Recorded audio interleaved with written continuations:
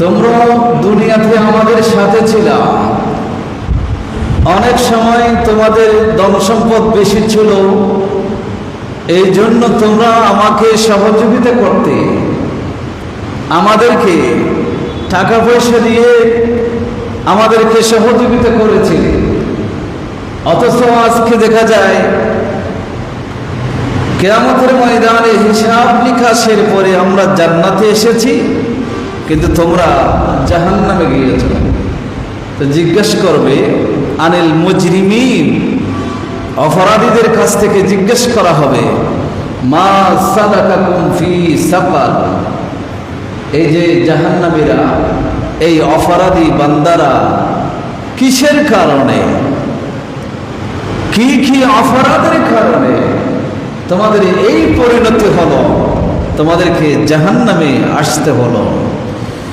জাহান্নামে আসতে হলো কোন পরিণতির, কোন অপরাধের কারণে আজকে তোমরা জাহান্নামী হয়েছ, আমরা জান্নাতি হয়েছি।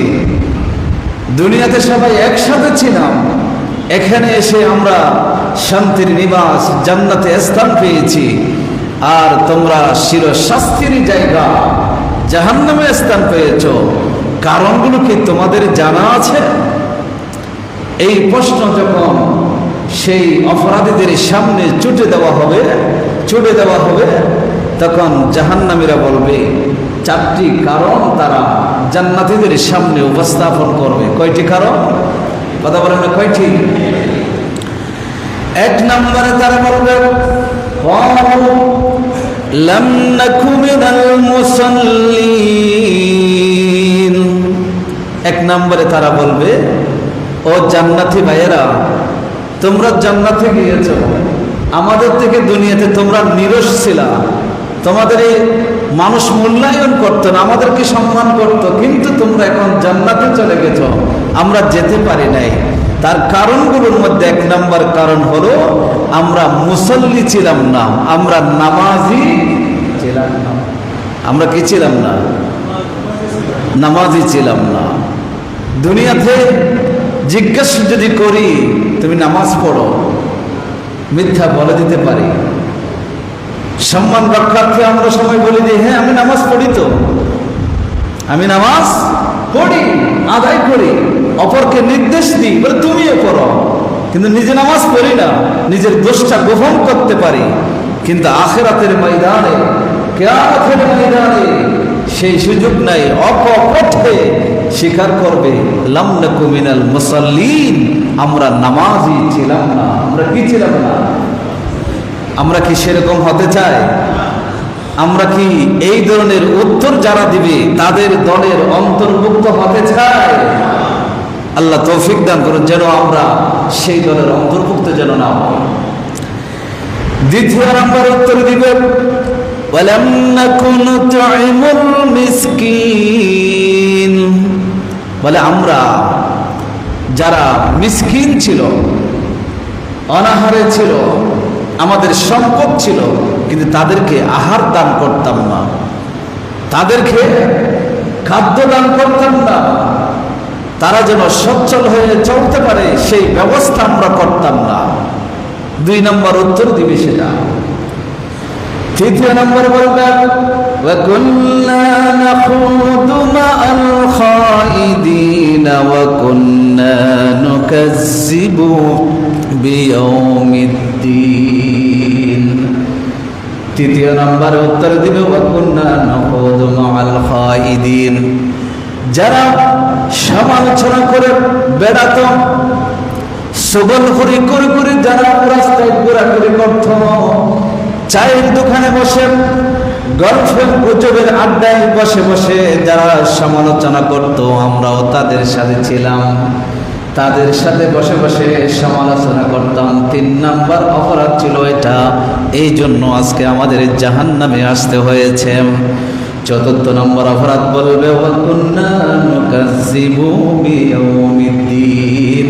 সর্বোপরি কিয়ামত যে সংগঠিত হবে, হাসর সংগঠিত হবে, ময়দানে হাসরে উপস্থিত হতে হবে, সেই দিনটা বিচার হবে, হিসাব দিতে হবে। সেই দিনটাকে অস্বীকার করেছিলাম, মিথ্যা বলেছিলাম, সেই দিনের প্রতি আমাদের বিশ্বাস ছিল না।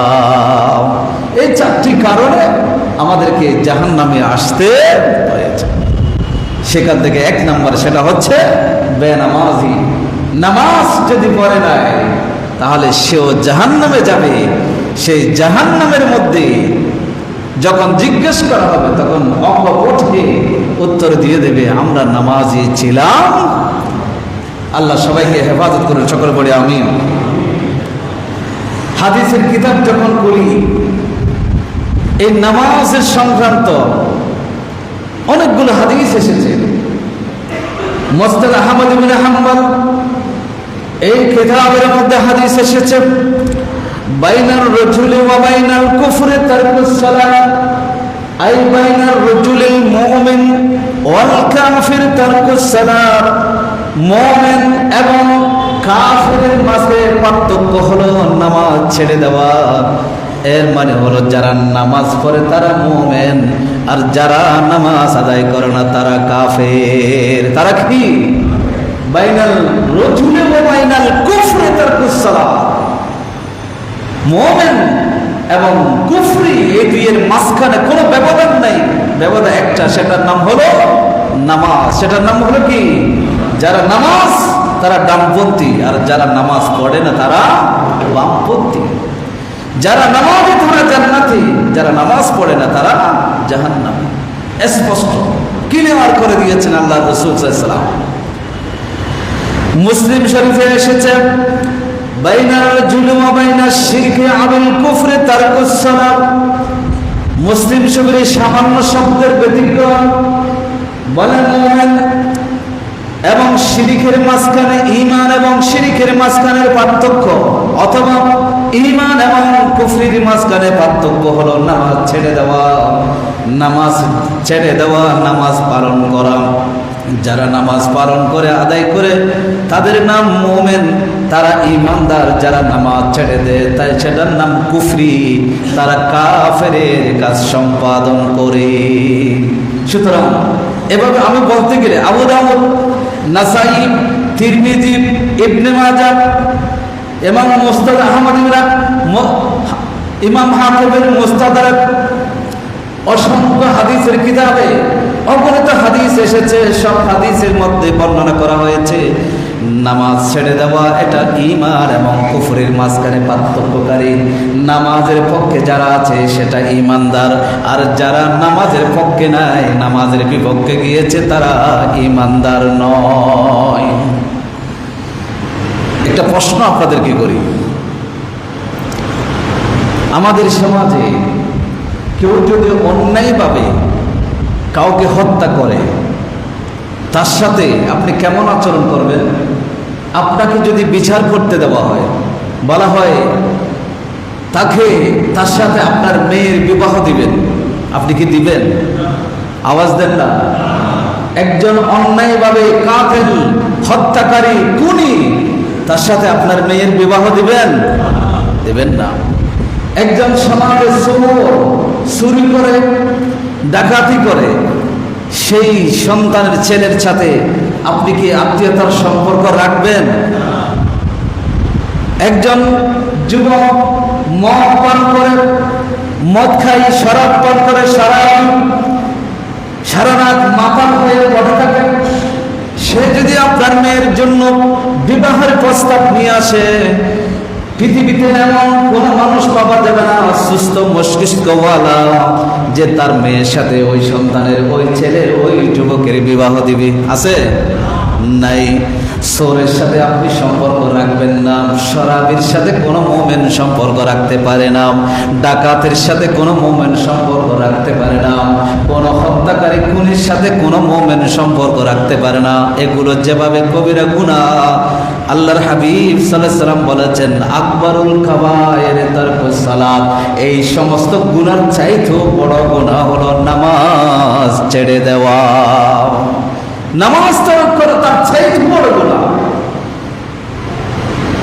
এখন সমাজের আমরা যারা আছি, বিবাহের প্রস্তাব আসলো আপনার মেয়ের জন্য, বোনের জন্য, ছেলে যদি বেনামাজি হলে কোনো সমস্যা নাই, কিন্তু টাকা লাগবে। সেই টাকা যদি সে চুরি করে আনে কোনো অসুবিধা, ঘুষ খায়, সুদ খায়, কোনো অসুবিধা নাই। সে গোপনে শরাবি মদদি, কোনো অসুবিধা নাই। কিন্তু নামাজ পড়ে কিনা সেটার আমাদের কোনো খেয়াল নাই। অথচ দরকার ছিল মদদি হলে তাকে সহযোগিতা করা যাবে, কিন্তু বেনামাজি হলে তাকে কোনো সহযোগিতা করা যাবে। আবার মদদিকে সহযোগিতা করা মানে হলো তাকে ভালো রাস্তায় ফিরিয়ে আনার জন্য সহযোগিতা করা, আবার মদ খাবার জন্য টাকা দেওয়া নয়, সেটা আবার মনে করিয়েন না। সুতরাং বেনামাজি এটা কত মারাত্মক, একজন গুনার ছেলেও মারাত্মক, একজন শরাবি, একজন চোর, একজন ডাকাত, একজন জেনাকারী, ব্যভিচারী, যে জেনা করে, অবৈধ সম্পর্ক রাখে, পরকীয়া করে, তার চেয়েও মারাত্মক বলা হয়েছে একজন বেনামাজিকে। সেই নামাজের প্রতি আমাদের কোনো কি নাই, গুরুত্ব নাই। আল্লাহ সবাইকে বোঝার তৌফিক দান করো, সকলে বলি আমিন। হাদিসে পাকের মধ্যে এসেছে, ইমাম তাবরানী রাহমাতুল্লাহি আলাইহি তিনি বর্ণনা করেছেন, তিনি বলেন লা ঈমানা লিমান লা আমানাতা লাহু, যার কাছে দ্বীনের আমানত নাই, সরকার তার কাছে কোনো ঈমান নেই। ওয়ালা সালাতা লিমান লা তুহুরা লাহু, যে ব্যক্তি পবিত্রতা হাসিল করে নাই, পবিত্র থাকে না, তার জন্য কোনো নামাজ নাই। রাসূল বলেন ওয়ালা দীনা লাহু লিমান লা সালাতা লাহু, যার কাছে নামাজ নাই তার কাছে কোনো দ্বীন নাই। যার কাছে নামাজ নাই তার কাছে দ্বীন নাই, দ্বীন নাই। আপনি সমাজে দেখেন তো, আমরা যারা মুসলমান, আমাদের পরিচিত জনের মধ্যে যারা হিন্দুদের ঘরে জন্ম হয়েছে, বৌদ্ধ খ্রিস্টানদের ঘরে জন্ম হয়েছে, এই এদের মধ্যে থেকে কতজন মুসলমান আমাদের মাঝে আছে? নাই। তাহলে আমাদের জন্ম যদি এরকম কোন পরিবারে হতো, হয়তো আজকে আমাদেরও মুসলিম হওয়ার সেই সুযোগ থাকতো না। তাহলে আমরা মুসলমান হয়েছি মাগনা, পৈতৃক সূত্রে, মা বাবার সূত্রে মুসলিম ইমানদার হয়েছি, এটা দাবি করতেছি। সুতরাং এটা দাবি করার কোনো বিষয় না। ইমানের পরে যেটা সবচেয়ে বড় দাবির বিষয় সেটা হচ্ছে নামাজ। সেটা হচ্ছে কি? নামাজ। এই জন্য নামাজ ছেড়ো না। আল্লাহর হাবিব সাল্লাল্লাহু আলাইহি ওয়াসাল্লাম বলেছেন, যার কাছে নামাজ নাই তার কাছে দ্বীনই নাই, তার কাছে দ্বীন নাই, দ্বীন ইসলাম বলতে কিছুই তার কাছে নাই। রাসূল উদাহরণ দিয়েছেন, ইন্নামা মাওদিউস সালাতি মিনাদ দ্বীন কামাওদির রাসি মিনাল জাসাদ, একটা দেহের মধ্যে মাথা যে মূল্য, অনুরূপভাবে দ্বীনের মধ্যে নামাজের সেই মূল্য। দেহের সাথে মাথার সম্পর্ক না থাকলে সেটাকে যেভাবে আমরা মৃত বলি, সেটা শেষ, তার কোনো লাইফ নেই। অনুরূপভাবে যেই দ্বীনের মধ্যে নামাজ নাই, সেই দ্বীনের কোনো নাই, মূল্য নাই। মাথাহীন একটা দ্বীন, মাথাবিহীন একটা দ্বীন। আজকে সেই সমাজ আমরা গড়তে চাই, কিন্তু ওই যুবকরা, আমাদের সমাজের মানুষেরা যেটাকে সবচেয়ে বেশি গুরুত্ব দিতে হবে সেটার প্রতি তাদের কোনো গুরুত্ব নাই। ইমামে বাজ্জার রাহমাতুল্লাহি আলাইহি এবং অন্যান্য মুহাদ্দিসিনে কেরাম হাসান সনদে বর্ণনা করেছেন, হযরত আব্দুল্লাহ ইবনে আব্বাস রাদিয়াল্লাহু তাআলা আনহু বলেছেন, লাম্মা কামা বাসরি আই যাহাবা মা বাকা ইয়াসিহাতিল হাদাকা কিলা নুদাফিকা ওয়া তাদউস সালাতা আইয়ামা ক্বালা লাম হযরত আব্দুল্লাহ ইবনে আব্বাস রাদিয়াল্লাহু তাআলা আনহুমা তিনি বার্ধক্য যখন হয়েছিলেন, বৃদ্ধ যখন হয়েছিলেন, চোখের পাওয়ার কমে গিয়েছিল। বিভিন্ন চিকিৎসকেরা, ডাক্তাররা তাকে পরামর্শ দিয়েছিল, আপনার চোখের চিকিৎসা করাই দেব, তবে কয়েকদিন নামাজ না পড়ে থাকতে হবে। আব্দুল্লাহ ইবনে আব্বাস তাকে পরামর্শ দিল, আপনার চোখের চিকিৎসা করাই দেব, আপনি আবার পরিপূর্ণ দেখতে পারবেন। একটু কমেছে চোখের পাওয়ার, এই চিকিৎসা যখন করাই দেব আপনাকে সুস্থ হওয়ার জন্য কয়েকটা দিন নামাজ না পড়ে থাকতে হবে, কারণ ওযু করতে পারবেন না।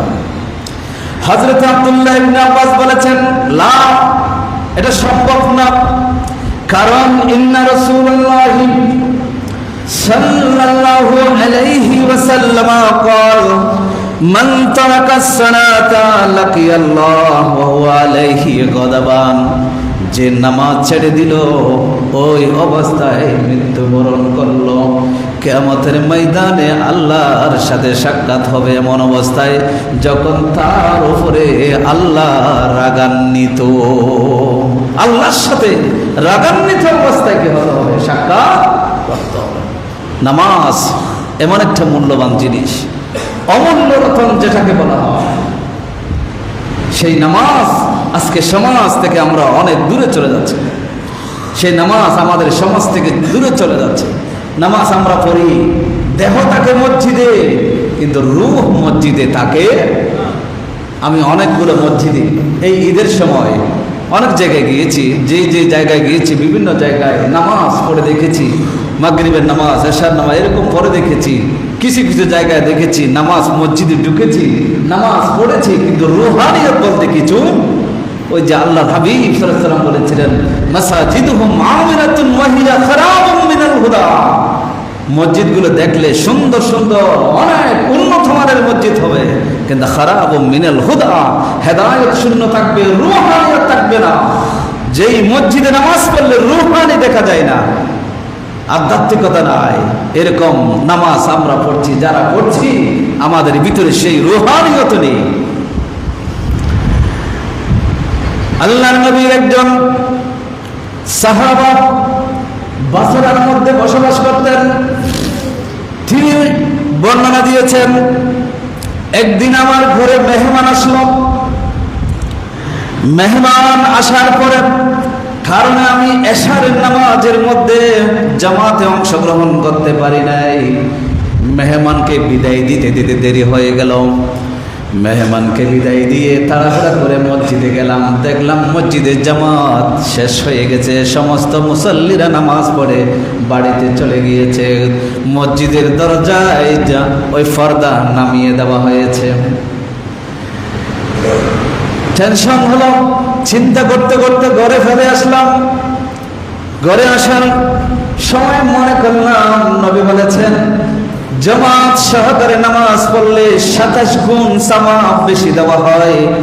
এই জন্য আমি নিয়ত করলাম, আমি 4 রাকাত ফরজ জামাতে পড়তে পারি নাই, এই 4 রাকাতকে আমি 27 বার আদায় করব, 27 বার পড়ব। তার নিয়ত অনুযায়ী তিনি বলেন, আমি 27 বার ওই যে 27 গুণ সওয়াবের মালিক হওয়ার জন্য 27 বার আমি ঘরের মধ্যে এই নামাজটা আদায় করলাম।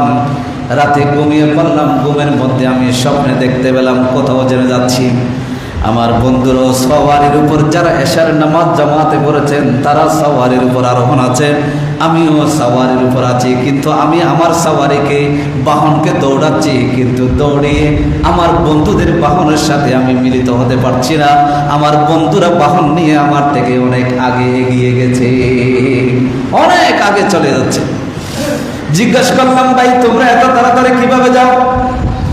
তারা জবাবে বলল, বন্ধু আজ রাতে আমরা নামাজটা মসজিদে জামাতের সাথে আদায় করেছি, আর তুমি নামাজটা তোমার ঘরে পড়েছো, যদিও 27 বার পড়েছো, কিন্তু আমরা যেহেতু জামাতে পড়েছি এই জন্য তুমি আমাদের সাথে আর সাক্ষাৎ করতে পারবে না, আমরা তোমার চেয়ে 1000 গুণ এগিয়ে যাব। এটাই হলো নামাজ। হযরত উবাদা ইবনে সামিত, আরেক বর্ণনায় আছে আবু দারদা, আরেক বর্ণনায় আছে উমাইমা, আল্লাহ রাসূল সাল্লাল্লাহু আলাইহি ওয়াসাল্লামের দাসী, আজাদকৃত গোলাম দাসিনী বান্দি, তিনি হাদিস বর্ণনা করেছেন। তিনি বলেন, কুনতু আসুব্বু আলা রাসূলিল্লাহি সাল্লাল্লাহু আলাইহি ওয়াসাল্লাম ওয়াদুহু, আল্লাহর হাবিব একদিন ওযু করছিলেন, আমি ওযুর পানি ঢেলে দিচ্ছিলাম। ফাদাখালা রাজুলুন, এমন সময় এক ব্যক্তি এসে আমার রাসূলের কাছে আরজ করলেন, ইয়া রাসূলুল্লাহ আউসিনি, আমাকে নসিহত করেন, আমাকে কিছু উপদেশ দেন। সেটা হযরত উবাদা ইবনে সামিত হতে পারে অথবা আবু দারদা রাদিয়াল্লাহু তাআলা হতে পারেন। তিনি যখন বললেন, রাসূল আমাকে নসিহত করেন, আমার নবী বললেন, ফাকালা লা তুশরিক বিল্লাহি শাইয়া, এ আমার সাহাবা, তুমি আল্লাহর সাথে কাউকে শরীক করো না। এক নম্বর নসিহত। ওয়া ইন কুতিতা ওয়া হুররিকতা বিন্নার, যদি তোমাকে আগুনে প্রজ্বলিত করা হয়, আগুনে জ্বালিয়ে দেওয়া হয়, অথবা টুকরা টুকরা করা হয়, দা দিয়ে ছুরি দিয়ে যখন তরবারি দিয়ে টুকরা টুকরা যদিও করা হয়, এরপরও যদি বলা হয় আল্লাহর সাথে শিরিক করো, আল্লাহর সাথে কখনো শরীক করো না, শিরিক করো না। দ্বিতীয় নম্বর নসিহত, ওয়ালা তাআসি ওয়ালিদাইকা, মা বাবার নাফরমানি করো না। দুই নম্বর কি? মা বাবা নাফরমানি করা। বলে মা বাবার নাফরমানি করো না, বলে কতটুকু?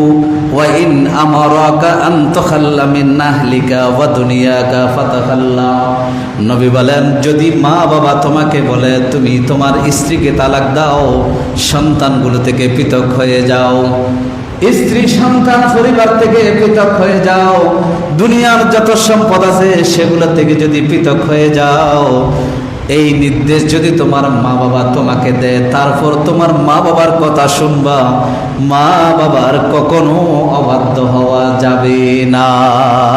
মা বাবার অবাধ্য হওয়া এগুলো আছে সমাজে নাই। দ্বিতীয় নম্বর হলো এটা মা বাবার নাফরমানি না করা। তৃতীয় নম্বর রাসূল বললেন, ওয়ালা তাশরিবান্না খামারা, বলে তোমরা মদ পান করবে না, শরাব পান করবে না। ফাইন্নাহা মিফতাহু কুল্লি শাররিন, কারণ সমস্ত পাপের মূল হলো এই মদ, শরাব, মদ, এটা হলো সমস্ত গুনাহের মূল গুনাহ হলো মদ। এই জন্য জীবনে কখনো মদ পান করবে না। চতুর্থ নম্বরে সে যেটা বলতে যাচ্ছিলাম, আমার হাবিব সাল্লাল্লাহু আলাইহি ওয়াসাল্লাম বলেন, ওয়ালা তাতরুকান্নাস সালাতা মুতাআম্মিদা, ইচ্ছা করে কোন ফরজ নামাজ তরক করবে না। ইচ্ছাকৃতভাবে কোনদিন ফরজ নামাজ তরক করবে না।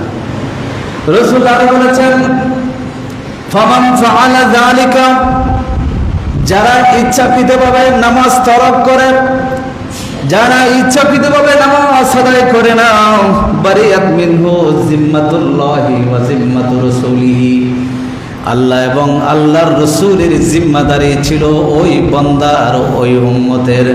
আমার রাসূল সাল্লাল্লাহু আলাইহি ওয়াসাল্লাম বলেন, যারা ইচ্ছাকৃত নামাজ পড়ে না, নামাজ ছেড়ে দেন, নামাজের প্রতি যাদের কেয়ার নেই, আল্লাহর দায়িত্ব তার মাথা থেকে চলে যায়, আল্লাহর রাসূলের জিম্মাদারি তার মাথা থেকে চলে যায়, সে আল্লাহ এবং রাসূলের দায়িত্বের মধ্যে থাকে না।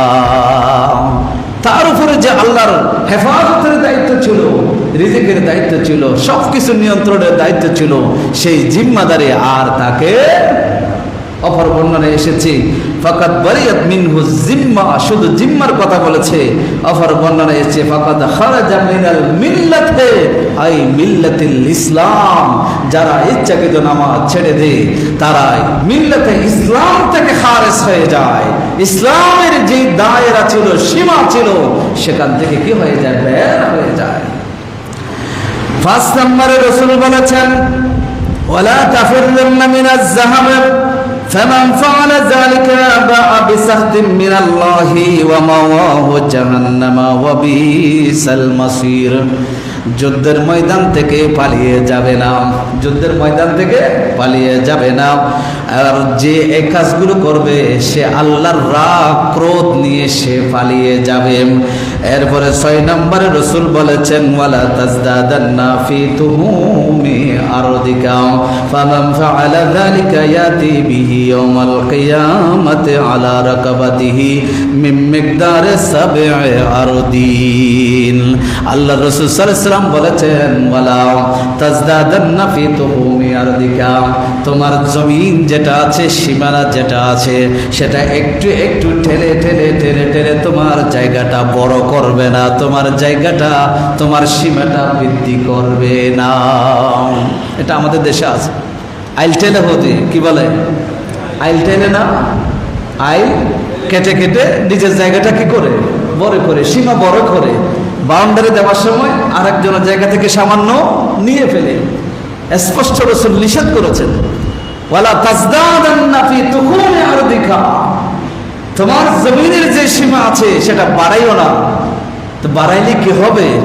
রাসূল বলেছেন যদি বাড়াও তাহলে কিয়ামতের দিন এই যে পৃথিবী দেখতেছেন, পুরো পৃথিবী, এই পৃথিবীর সমপরিমাণ 7 পৃথিবী তোমার ঘাটের উপর তুলে দেওয়া হবে, সেটা নিয়ে কিয়ামতের ময়দানে তোমাকে উপস্থিত করা হবে। জোরে বলি নাউযুবিল্লাহ। জায়গা ঠেলেছেন, বড় করেছেন, 1 বিঘত জায়গা বড় করেছেন মাত্র 1 ফুট, আধা ফুট বড় করেছেন, কিন্তু এই 1 ফুট আধা ফুট জায়গার জন্য পৃথিবী পরিমাণ সব পৃথিবী আপনার কাঁধের উপর তুলে দেওয়া হবে, সেটা নিয়ে কিয়ামতের ময়দানে কোটি কোটি মানুষের সামনে উপস্থিত হতে হবে। চিন্তা করে দেখেছেন কত বড় শাস্তি। সেগুলোর প্রতি আজকে মুসলমানদের কোনো খেয়াল নাই। যে যেদিকে পারতেছে শুধু নিজেরটা বড় করতেছে, নিজেরটাই শুধু নিজের নিজের নিজের নিজের, শুধু বলে এটা আমার আমার আমার আমার। এই আমার আমার করতে করতে দুনিয়া থেকে যখন বিদায় হয়ে কবরে যাবে, কবর বলবে তুমি আমার আমার করতে করতে অনেক কিছু করেছো, কিন্তু আসার সময় কিছু নিয়ে আসতে পারো, খালি হাত এসেছ, সাবধান হও। আল্লাহর হাবিব সাল্লাল্লাহু আলাইহি ওয়াসাল্লাম আরো বলেছেন ওয়া আনফিক আলা আহলিকা মিন তাওলিকা, তুমি তোমার সাধ্য অনুযায়ী তোমার পরিবারের জন্য ব্যয় করবে, খরচ করবে, তোমার সাধ্য অনুযায়ী তোমার পরিবারের জন্য খরচ করবে। ওয়ালা তারফা আসাকা আনহুম, শাসনের হাত উঠিয়ে নিও না, শাসনের মধ্যে রাখতে হবে। পরিবারকে সবসময় শাসনের মধ্যে রাখতে হবে। শাসন কোনটা সেটাও রাসূল বলে দিয়েছেন ওয়াকিফুম ফিল্লাহ, সবসময় তাদেরকে শাসন করে বলবা, আল্লাহর ভয় তাদের অন্তরে ঢুকিয়ে দিবা। আল্লাহর ভয় যেন তোমার সন্তানের মধ্যে থাকে, তোমার পরিবারে থাকে, স্ত্রীর মধ্যে থাকে, তোমার আত্মীয় স্বজনের মধ্যে থাকে, সেটা সবসময় চেষ্টা করবা। এই 7টি নসিহত আল্লাহর হাবিব সাল্লাল্লাহু আলাইহি ওয়াসাল্লাম হযরতে উবাদা ইবনে সামিত অথবা হযরতে আবু দারদা রাদিয়াল্লাহু তাআলা আনহু এর চাওয়া অনুযায়ী আল্লাহর রাসূল তাকে নসিহত করেছেন। বড় করে বলি সুবহানাল্লাহ। এখানে সবচেয়ে যে বিষয়টা বলতে চাচ্ছিলাম সেটা কি? সেটা হচ্ছে নামাজ। সেই নামাজ ইচ্ছাকৃতভাবে যদি কেউ ছেড়ে দেয়, ইচ্ছাকৃতভাবে যদি কেউ ত্যাগ করে, তরক করে, হোশ জ্ঞান সবকিছু ছিল, সময় ছিল, সবকিছু যদি ত্যাগ, এরপরও যদি নামাজ ত্যাগ করে, আল্লাহর হাবিব সাল্লাল্লাহু আলাইহি ওয়াসাল্লাম বলেছেন তার জন্য আল্লাহর কোনো জিম্মাদারি নেই, তার জন্য রাসূলের কোনো কি থাকবে না, জিম্মাদারি থাকবে না। মনে রাখবেন, এই জন্য নামাজ এটা সবার উপরে প্রায়োরিটি দিতে হবে, নামাজকে গুরুত্ব দিতে হবে, জীবনের প্রতিটা মুহূর্তে নামাজকে নিয়ে থাকতে হবে। সালাত সালাত এই জিনিসটা আমাদের মাথায় থাকতে হবে। একটা জিনিস আপনারা খেয়াল করেছেন, রাসূল ইমামতি করেছেন, রাসূল কোনোদিন আজান দেন নাই। কেন দেন নাই? রাসূল ইমাম ছিলেন, অথচ আতওয়ালুন নাস ইয়াউমাল কিয়ামাতি আল মুআজ্জিনুন, কিয়ামতের ময়দানে সবার উপরে দেখা যাবে যাদেরকে, তারা হচ্ছে মুয়াজ্জিন। তারা হচ্ছে কি? যারা আযান দেয় মসজিদে 5 ওয়াক্ত, যারা নামাজের জন্য আহ্বান করে, তাদেরকে সবার উপরে দেখা যাবে। কিন্তু আল্লাহ রাসূল সাল্লাল্লাহু আলাইহি ওয়াসাল্লাম এত ফজিলত বর্ণনা করেছেন, এরপর নিজে কোনোদিন আযান দেয় নাই। কারণ রাসূল যদি আযান দিতেন, কেউ যদি নামাজ যদি ছেড়ে দেয়, ইচ্ছাকৃত নয়, অনিচ্ছাকৃত ভাবে কারণ নামাজ যদি ছুটে যেত সে কাফের হয়ে যেত, বেঈমান হয়ে যেত। এই জন্য রাসূল উম্মতকে বাঁচানোর জন্য সুযোগ দিয়েছেন, অবকাশ দিয়েছেন। এই জন্য রাসূল আজান দেন নাই, রাসূল ইমামতি করেছেন। বড় করে বলি সুবহানাল্লাহ।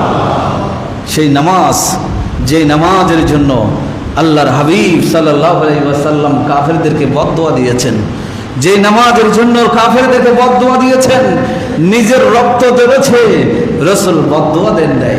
সূরা বাইয়িনাতের তাফসীরে আল্লামা ইমাম ফখরুদ্দিন রাজি রাহমাতুল্লাহ আলাইহি লিখেছেন, যেই খন্দকের যুদ্ধের সময় যখন নামাজ কাজা হয়েছে, একাধারে কয়েক ওয়াক্ত নামাজ কাজা হয়েছে, তখন আল্লাহ রাসূল বদদুয়া দিয়েছেন, মারা আল্লাহু বুতুনহুম ওয়া কুবুরহুম নারা ওয়া ফি riwayatin মারা আল্লাহু বুয়ুতাহুম ওয়া কুবুরহুম নারা।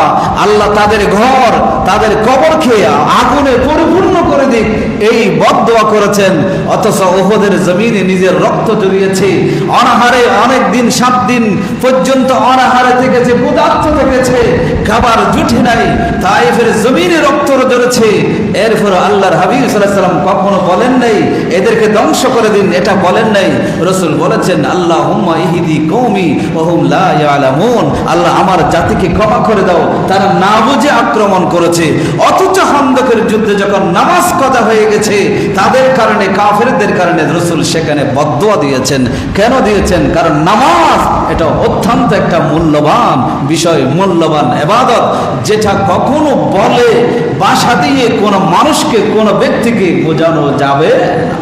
নামাজ এরকম একটা ইসলামের গুরুত্বপূর্ণ বিষয়।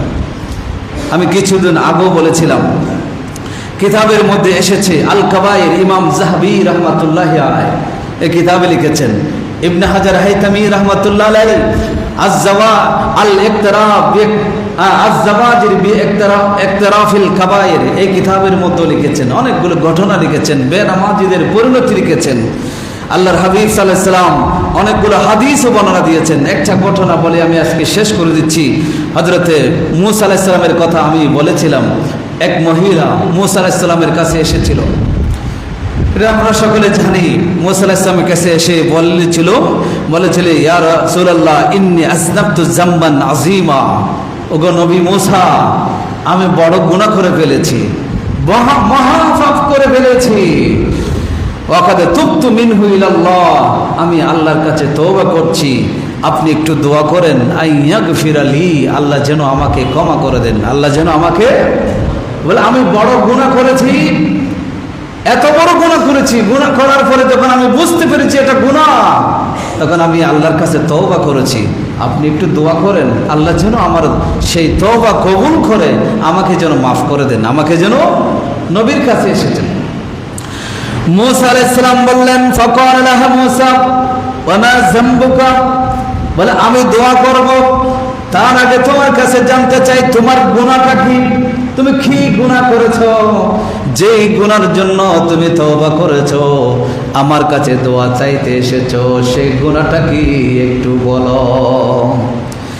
সেই মহিলা উত্তর দিল, ক্বালাত ইয়া নবী আল্লাহ, ওগো আল্লাহর নবী মূসা, ইন্নী জানাইতু, প্রথমত আমার গুনাহ হলো আমি জিনা করেছিলাম। কি করেছি? জিনা করেছি, অবৈধভাবে মিলন করেছি কোন পুরুষের সাথে, পরপুরুষের সাথে। ওয়া ওয়ালাদতু ওয়ালাদা, ওই জিনার কারণে আমার পেটে সন্তান এসেছিল, সেই সন্তানটাকে 10 মাস পর্যন্ত পেটে রেখে দুনিয়াতে জন্ম দিয়েছি, দুনিয়াতে জন্ম দিয়েছি। জন্ম হওয়ার পরে ফাকাতালতুহু, নিজের হাতে সেই সন্তানকে আবার মেরে ফেলেছি। পরে বললেন নাউযুবিল্লাহ, জিনা করেছি, এটা একটা গুনাহ। এই জিনা দ্বারা সন্তান হয়েছে, সেই সন্তান দুনিয়াতে আসলো, আসার পরে সেটাকে আবার কি করে ফেলেছি? হত্যা করেছি। কত বড় গুনাহ দেখেন, নিজের সন্তানকে নিজে মেরে ফেলেছে, আর সেই সন্তান আবার ওয়ালাদুজ জিনা, অবৈধ সন্তান, জিনার কারণে সেই সন্তান, এত গুনাহ করেছি। ফাকালা লাহা মূসা, সাথে সাথে মূসা বলে উঠলেন, উখরুজি ইয়া ফাজিরা, হে পাপিষ্ঠ মহিলা, আমার কাছ থেকে এখন বের হয়ে যাও, কারণ তুমি যেখানে যাবা যে কোনো মুহূর্তে তোমার উপর আযাব নাজিল হতে পারে, যে কোনো মুহূর্তে তোমার উপর আযাব আসতে আসতে পারে, এক্ষুনি আমার কাছ থেকে বের হয়ে যাও, এখন বের হয়ে যাও। বলা তানজিল নারুম মিনাস সামা, বলে আসমান থেকে আগুন আসতে পারে, এই আগুন এসে ফাতহরিকুনা বিশৌমিকা, তোমার গুনার কারণে আমাকে সহ জ্বালিয়ে দিতে পারে। এমন বড় শাস্তি তুমি অপরাধ তুমি করেছ, যেই অপরাধের কোনো ক্ষমা নাই। তখন সেই মহিলা ফাখরাজাত মিন ইনদিহি মুনকাসিরা, মাথার চুল টানতে টানতে সেই মহিলা মূসা আলাইহিস সালামের দরবার থেকে বেরিয়ে গেলেন। আল্লাহ রাব্বুল আলামিন ওহী নাযিল করলেন, জিবরিলকে পাঠিয়ে দিলেন। জিবরিলকে পাঠিয়ে জিজ্ঞাসা করলেন, হে মূসা, লিমা রাদাতা ইয়া মূসা, তওবাকারিনী একজন মহিলা তওবা করার জন্য এসেছিল, সে তওবা তো করেছে, আপনার কাছে দোয়া চাইতে এসেছিল, তাকে তাড়িয়ে দিলেন কেন? কারণ কি? মূসা আলাইহিস সালাম উত্তর দিলেন, আল্লাহ রে, আমি এটা সবচেয়ে বড় পাপিষ্ঠ মনে করেছে, এজন্য তাড়িয়ে দিয়েছি। আল্লাহ বলেন, মূসা রে, এর চাইতেও বড় পাপিষ্ঠ আপনি কি দেখেননি? এর চেয়েও বড় পাপিষ্ঠ আপনি কি দেখেননি? আল্লাহ মূসা জিজ্ঞাসা করলেন, আল্লাহ এত বড় পাপ করেছে, আমার দৃষ্টিতে সে সবচেয়ে বড় পাপী, পাপিষ্ঠ মহিলা, এর চেয়ে বড় পাপী দুনিয়াতে কে আছে?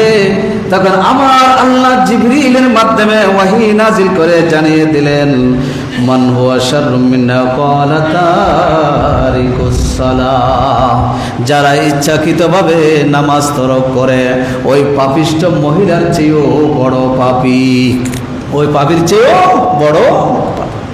মূসা আলাইহিস সালামকে আল্লাহ জানিয়ে দিলেন। চিন্তা করে দেখেন, যারা নামাজ ছেড়ে দেয় তারা ওই জেনাকারী মহিলা, সেই ওয়ালাদুজ জেনাকে জন্ম দিয়ে আবার নিজ হাতে হত্যা করেছে। এটা যে বড় পাপ, তার চাইতে বড় পাপ হলো নামাজ কি করে দেওয়া, ছেড়ে দেওয়া। মনে রাখবেন, নামাজ ছেড়ে দিয়েছেন, যেই কারণে ছেড়ে দিয়েছেন, সেই কারণ যেই পাপিষ্ঠের কাছে ছিল, যেই অভ্যাসের কারণে ছেড়ে দিয়েছেন, সেই অভ্যাস যেই পাপিষ্ঠ ব্যক্তির কাছে ছিল, তার সাথে আপনার হাসর হবে। এটা ইনশাআল্লাহ আগামী জুমার মধ্যে বলবো। আল্লাহ পাক রব্বুল আলামিন আমাদের সকলকে নামাজি হিসেবে কবুল করুন। সকলে বলি আমিন। নামাজ পড়বেন তো? সবাই বলুন, নামাজ পড়বেন তো? জামাত সহকারে পড়ার চেষ্টা করবেন। কিভাবে? জামাতে উপস্থিত হবেন, জামাতে আদায় করার চেষ্টা করবেন।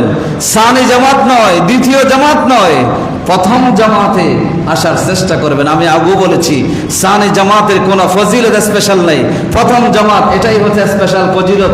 সানি জামাতের ফজিলত, যারা মুসাফির রাস্তা দিয়ে যাচ্ছে, জামাত পড়তে পারে নাই, সময় মতো পৌঁছাতে পারে নাই, তাদের জন্য সানি জামাত। আপনি এলাকার মানুষ, আপনার জন্য কোনো দ্বিতীয় জামাত নাই। কথা ক্লিয়ার হয়েছে আপনাদের? সুতরাং প্রথম জামাতে উপস্থিত হয়ে নামাজ পড়ার তৌফিক আল্লাহ আমাদেরকে দান করে। সকলে পড়ে আমিন। ওয়া আখিরি দাওয়ানা আলহামদুলিল্লাহি রাব্বিল আলামিন।